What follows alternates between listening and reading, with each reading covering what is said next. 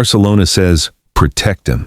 But he's 18 and already playing more than Messi did in 3 seasons. He is an absolutely generational talent, and the good news is he's only a teenager. They ask for patience, yet demand miracles. Something feels wrong. To understand just how wild this situation is, you have to look past the lazy comparisons. Every left-footed attacker is called the next Messi. But with Lamine Yamal, it's not style that matters. It's structure. What I like about Lamine is that he has seemed to develop and mature in the final third. We call it the Messi Pattern, a 4-stage evolution. The teenage right-winger, the accelerated minutes, the centralization of responsibility, and finally, the high-pressure environment. But he's always active, he's always dangerous, he's always a difference maker, and teams don't know how to defend him. For over a decade, we thought this pattern was unique to Messi. But now, Barcelona is applying the same template to Yamal. Now, we're about to see just how close the Messi blueprint really runs through Yamal. The ground, however, is far from solid. While the tactical movements mirror Messi's early days, the ecosystem around Yamal has fractured in plain sight. And the question remains, is the club engineering a masterpiece or a tragedy? Let's go back to 2005. Frank Rijkaard introduced Lionel Messi, not as a number 10, but as an inverted right winger.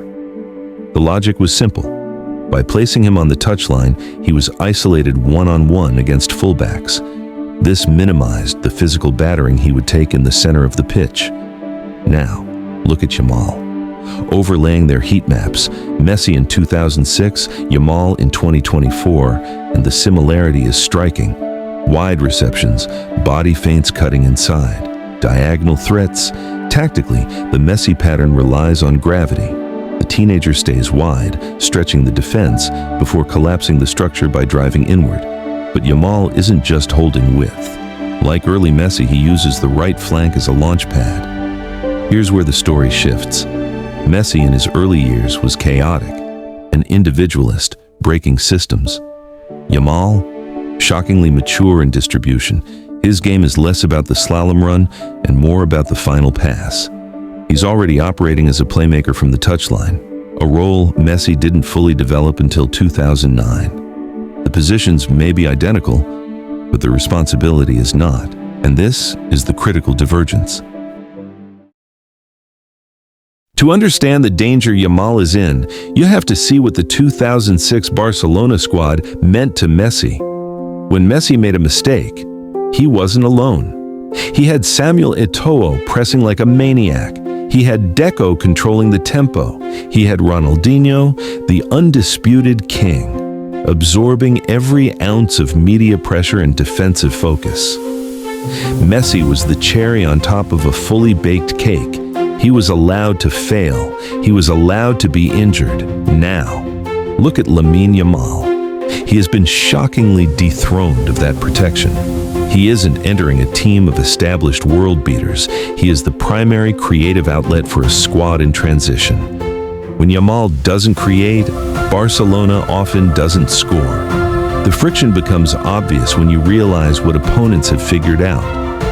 In 2006, defenders doubled Ronaldinho, leaving Messi free. In 2024, teams are tilting their entire defensive block to suffocate a teenager on the right wing. He isn't a luxury player. He is the system. Everything they do just goes through him, and just when you watch him, it's mad. This highlights the brutal, unsentimental nature of modern football. Without a Ronaldinho-like shield, Yamal is navigating a physical landscape far more hostile than the one Messi faced at 16. And the toll is accumulating. This is where the numbers become terrifying. In Messi's first full season, he was carefully managed. Rijkaard would bench him for big games or sub him off after 60 minutes. Injuries, ironically, helped protect him by forcing rest. Yamal? He has obliterated those benchmarks. He has played nearly double the professional minutes Messi had at the same age. As long as you've got Lamine in your team, you'll be all right. So why did this actually happen? Why is the club ignoring the Messi pattern of gradual integration? The answer is a perfect storm of necessity and desperation. With injuries to key veterans and thin squad depth, the manager simply cannot afford to rest him. It's a cold, hard reality. Been in lots of stadiums this season. Fans, opposition fans, are starting to whistle Lamine Yamal for no reason, just because he's the best player on the pitch. They're whistling him, and he is dealing with that very, very well. The team's dependence on his individual brilliance has accelerated his timeline by 3 to 4 years. In one single moment, every time he touches the ball, he is expected to deliver a miracle. Not only is he a difference maker in terms of creating opportunities for others, what we have seen over the last few weeks is that now he's added consistency in scoring goals. And he delivered. But at what cost?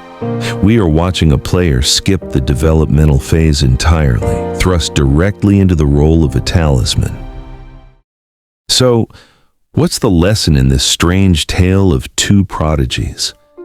The Messi pattern, a right winger drifting inside, is a tactical heritage Barcelona should be proud of. But the structural support that allowed Messi to become the greatest of all time, the patience, the protection, the gradual increase in responsibility, it's entirely missing for Lamine Yamal. We are witnessing a high-speed reenactment of history, but without the safety net. The talent is undeniable. The trajectory is similar, but the risk has never been higher. He's starting to take responsibility, I think, a bit more, and understanding that he is going to be the key for any team he plays for, specifically for this Barcelona side. Let me know your thoughts in the comments. Is Barcelona destroying their greatest asset, or is Lamine Yamal simply built different? And if you found this structural breakdown as concerning as I did, do me a favor and hit that subscribe button. This is Pitchside Tales.